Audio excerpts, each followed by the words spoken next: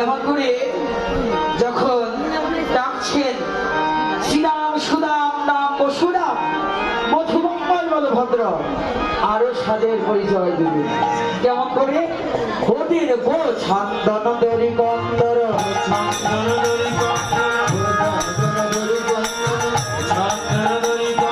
ভুজি অঙ্গদমালা ধরে লঙ্কিত গুণ যাহারে শ্রবণে কুণ্ডল খেলা সাজা হয়েছে সাজা হয়েছে আপন আপন জননী সাজায়েছে দেখো তেমনি করে সাজা হয়েছে